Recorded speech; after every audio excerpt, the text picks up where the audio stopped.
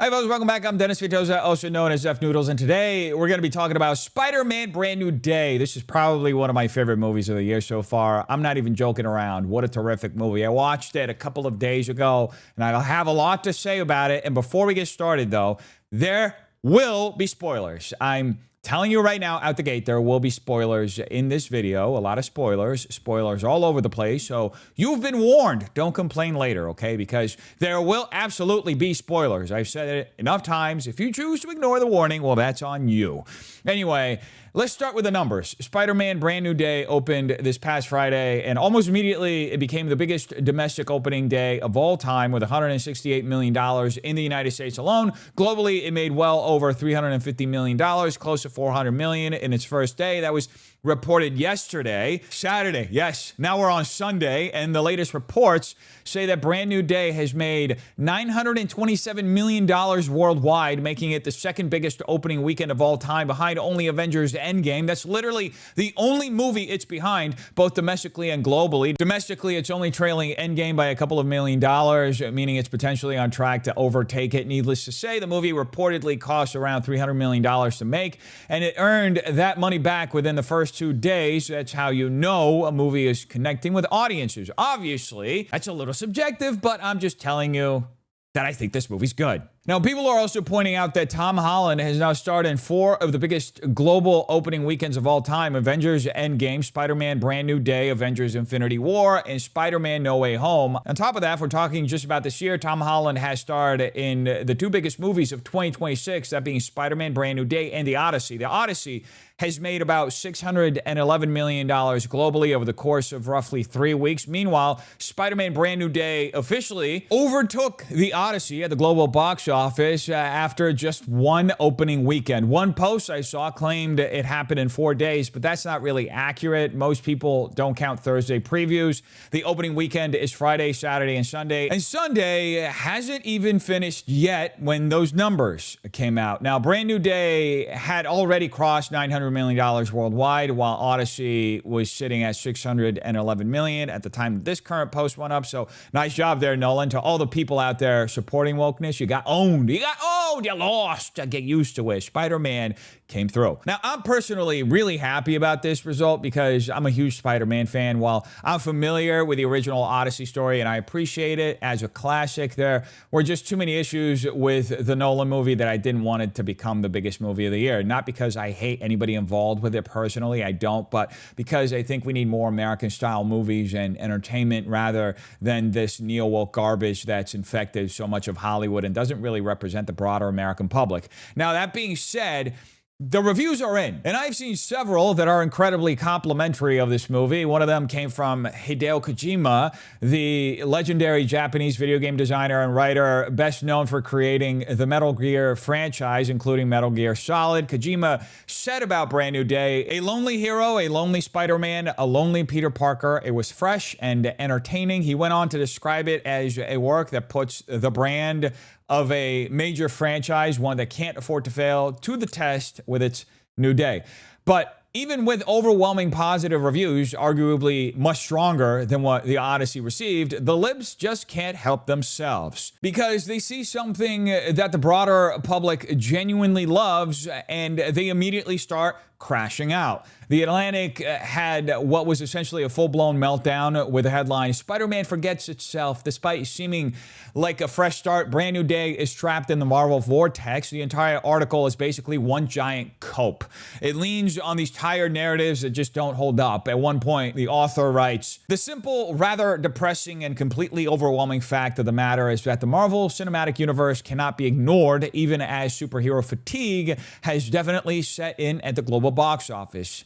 Now, what are you talking about, brother? Superhero fatigue? The 4 biggest opening weekends in movie history are all superhero movies, and this one just became the second biggest opening of all time. There is no such thing as superhero fatigue. We've had superhero movies for decades. Christopher Reeves's Superman came out in the late 70s, over half a century ago, and it was a massive blockbuster that audiences loved. Those movies have endured for generations. The issue isn't superhero fatigue. The issue is whether the movie is actually good, whether the character is compelling, and whether it appeals to the audience that's actually going to buy a ticket to go watch it. See, the problem with this so-called intelligentsia is that they fail to understand that Hollywood keeps trying to rewrite what people want and shove propaganda down people's throats, when in reality, most people just want a straightforward superhero story, a hero saving people, some romance on the side, compelling action, and characters they actually care about. It's really not that hard, and that's basically what Spider-Man Brand New Day delivers to audiences. Now, sure,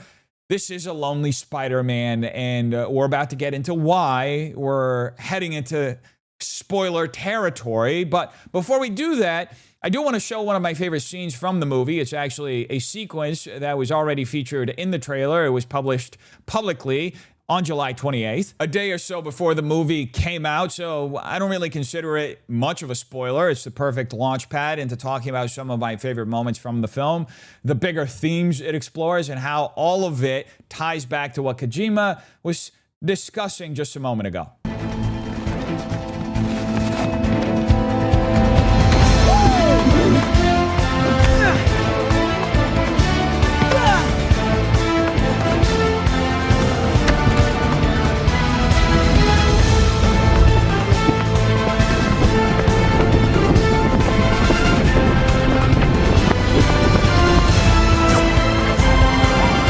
Now, one of the coolest things the production was able to capture was web slinging. A lot of people had opinions before the movie came out about how they wanted it to look and feel, but one of the things that's been getting shared everywhere is the first-person POV experience of swinging through Manhattan with Spider-Man, with the camera essentially mounted on Spider-Man's shoulder. When you realize what's happening, the experience is exhilarating. It really puts you in the suit, and you genuinely feel like you're flying through New York.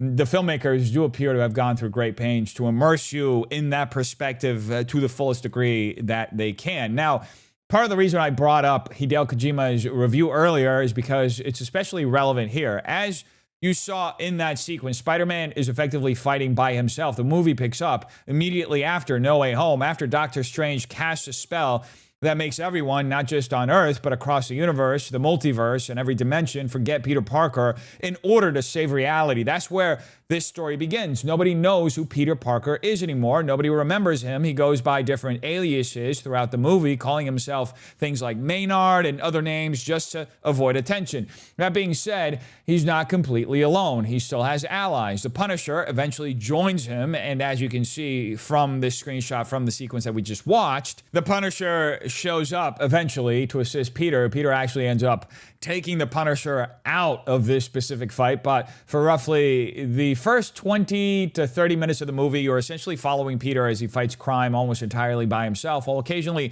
assisting the NYPD. You get to see some of his relationships within the department, some of the officers who have become friendly with him, even though he deliberately keeps everyone at arm's length. Most of Peter's time is spent alone in his apartment with his AI assistant, longing for Mary Jane and watching his old friends from afar as they graduate and move through their years at MIT, while he's left behind, spending year after year doing nothing but fighting crime. Eventually, they reunite with him back in New York, and we'll get into what some of those interactions are like in a little bit, because I think they're some of the strongest emotional moments in the movie. But before we get there, though, I do want to touch on a few other interesting plot points that people have been talking about. One of the biggest is that for the first time since 2008, the Hulk has actually won a one-to-one fight against another character. Yeah, seriously. If you've actually kept up with the Marvel movies over the years, you know the Hulk has been put into all kinds of matchups only to end up getting gloriously owned. One of my favorite examples is his fight against Thor in Ragnarok, where they battle in this gladiator-type arena. That fight obviously doesn't end up too well for the Hulk, but over the years, the Hulk has generally been used more as a punching bag than the unstoppable force he's presented himself to be. So it was interesting to see Marvel finally give him a legitimate one-on-one victory again for the first time in nearly 2 decades. And as far as the Hulk goes, this is by far one of my favorite screenshots from the entire movie involving the Hulk. The face that he makes when Peter Parker says, "It's Peter," he just stops there like a Neanderthal, like looking at him. You see the humanity of the Hulk, but it just, for some reason, that scene was so absurd because of the level of violence that had just occurred. To see the humanity go back into this man's eyes, I just think there's something comical about it. I don't know. It just, tickled me a bit, and clearly I'm not the only one because people were even questioning themselves about their seed choices as the Hulk was having this reawakening. Anyway, that being said, another thing the movie goes through great pains to do is pay homage to classic Spider-Man moments, many of them recreated directly from iconic comic book covers. There are already videos circulating on X highlighting those side-by-side comparisons, and I wanted to show one of those because it's a really good example of how much respect this movie has for Spider-Man's history and the source material.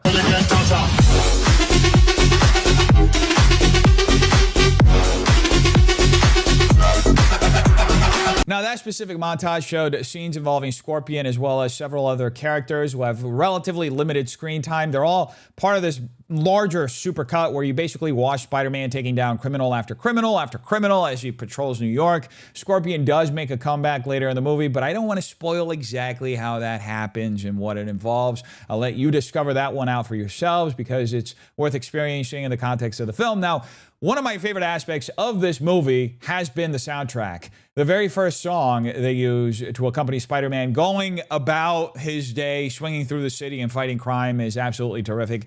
It sets the tone perfectly and does a great job of selling Peter's lonely routine. But the song that's really stuck in my head is Tame Impala's Loser. I've actually been using it as a background song in a lot of the short form videos I've been making lately because I just can't get this song out of my head. The song plays when Peter's friends Ned and MJ return to New York after graduating from MIT. Peter spots Ned at a local bodega, follows him to a party, and that's when the track kicks in. It's such a well-placed musical cue because it perfectly captures Peter's emotional state in that moment as he watches the people he loves moving on with their lives while he's in isolation. And as I mentioned, for whatever reason, this song has been stuck in my head ever since I watched this movie a few days ago. So here it is, an opportunity for it to get stuck in your heads too. I had to tell you, it's now or never.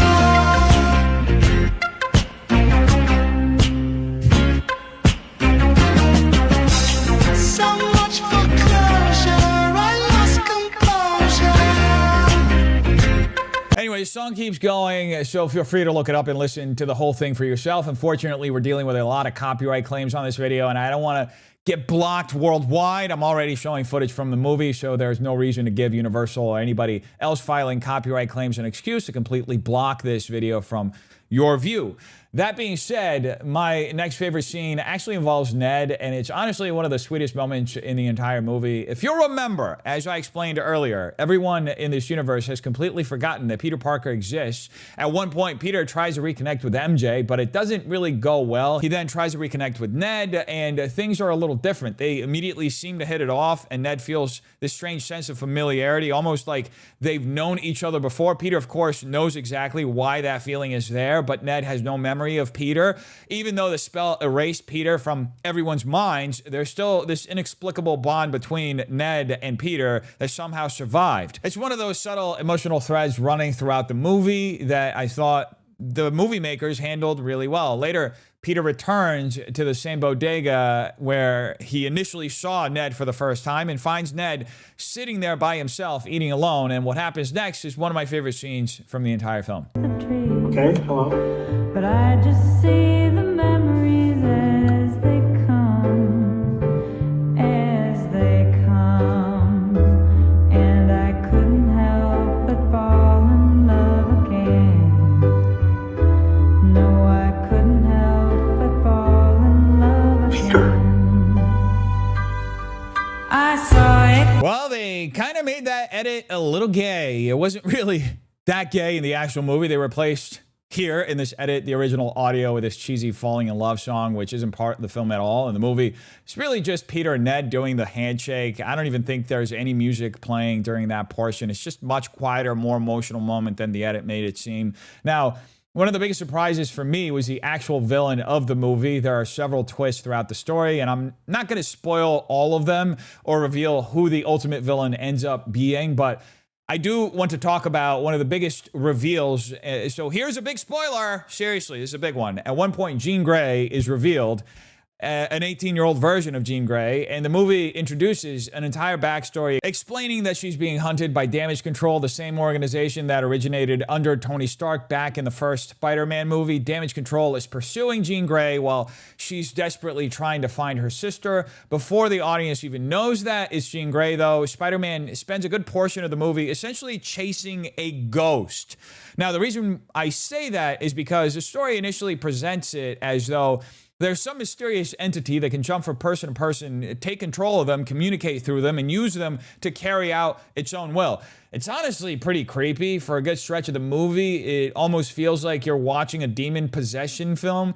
People keep becoming vessels for this unseen force, and it creates a really unsettling atmosphere. Eventually, you learn that it isn't supernatural at all. It's Jean Grey using her telepathic and telekinetic abilities to project herself through other people and communicate with Peter that way. Now, when I first watched those scenes, my mind immediately went to another movie. And I'm glad I wasn't the only one who made that connection, because as you'll see from the post I just pulled up here from X, a lot of other people noticed it too. It reminded me of Fallen, starring Denzel Washington. That movie came out when I was 13 years old, and I actually saw it in theaters when it first came out, and it absolutely freaked me out. It's one of those movies I probably only watched once, but I still vividly remember huge portions of it because of how much it freaked me out. I especially remember the ending where Denzel's character isolates himself way out in the mountains. I think it's a cabin at the top of a mountain, trying to finally get rid of this demon that's possessing people and jumping from one person to the next. Throughout the movie, the demon keeps singing that Rolling Stones song about time being on its side, and the ending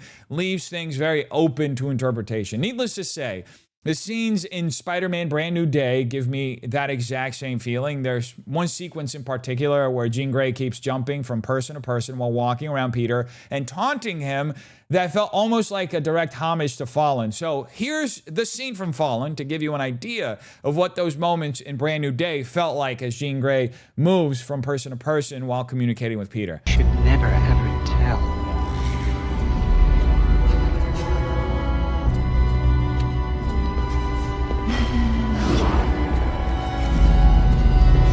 Beware my wrath.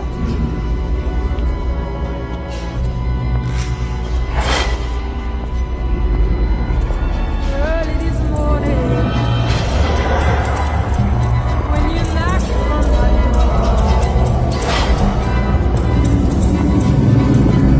Early this morning, when you knocked on my door. I said, hello, I believe it is. Yeah, absolutely freaky. Now, during one of those jumping sequences, Jean Grey jumps into a man who then ends up walking into oncoming traffic and getting run over. And there's actual behind-the-scenes footage of that scene that leaked online. And here it is. Okay, so the guy is just walking out into traffic, gets hit. Nice jump there, buddy. Oh, man. Put in that gym pad. Right on time. Now, all that being said, this wouldn't be a Marvel movie without quotes, without all these quotable moments, right? And one of my favorite moments, and one of the moments that's getting quoted the most on X that I've seen, is this moment right here. I'm not going to spoil it. I'm just going to play another edit that contains the moment, and let's see if you can actually capture what that quote is.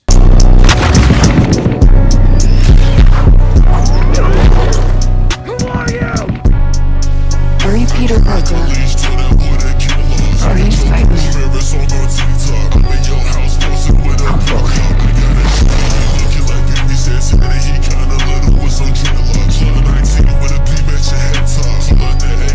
Yeah, that both line really does hit hard. Now, one of my other favorite things is the friendship between Frank and Spider-Man, the Punisher and Spider-Man. This is something that gets revisited several times. They have a really funny dynamic, almost like an older sibling, younger sibling dynamic. And Frank kind of does smack Spider-Man around a little bit like an older brother would, like a very Italian older brother would. Italian older brother from Staten Island. Staten Island keeps getting brought up. And you can figure that one out for yourself when you watch the movie. Anyway, as I mentioned earlier, a lot of people are going out to watch Spider-Man, and it hasn't really been free of drama. In fact, there's a video from a movie theater in India that's currently going viral.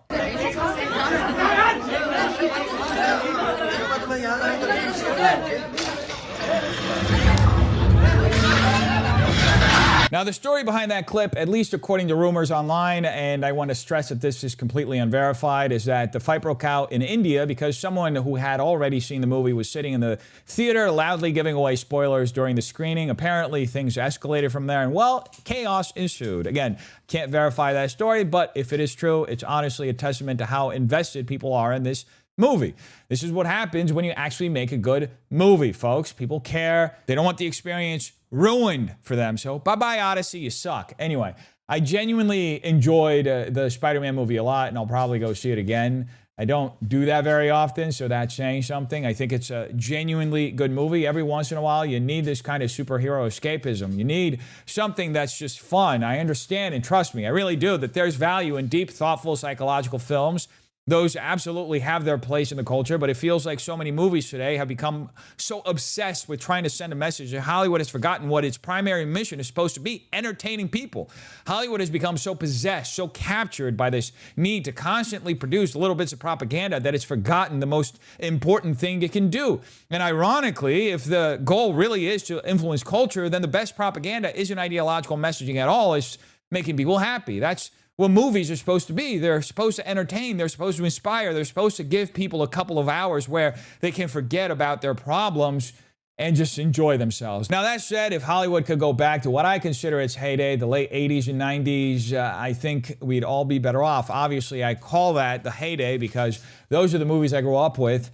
Even though I've watched films from every era, those are the movies I remember most fondly. The Home Alones, the Terminators, the Batmans with Michael Keaton, and so many other classic action comedy and superhero movies. Even the DC movies back then were genuinely good. Those films understood what audiences wanted. They weren't trying to lecture people every 5 minutes. They were just trying to entertain them. So if Hollywood could go back to making movies like that, then honestly, the propaganda would already exist simply because the movies are good. You don't have to inject your ideology into every scene. You can give people a genuinely enjoyable experience. If you can let them escape for 2 hours from the misery, stress, and frustration of everyday life, that's enough.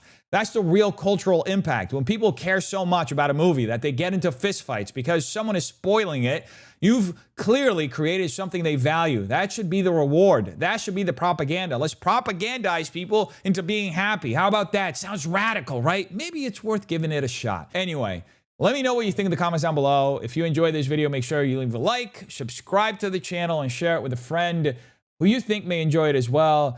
As always, thank you all so much for watching. I'll see you tomorrow. Have a terrific day. Peace.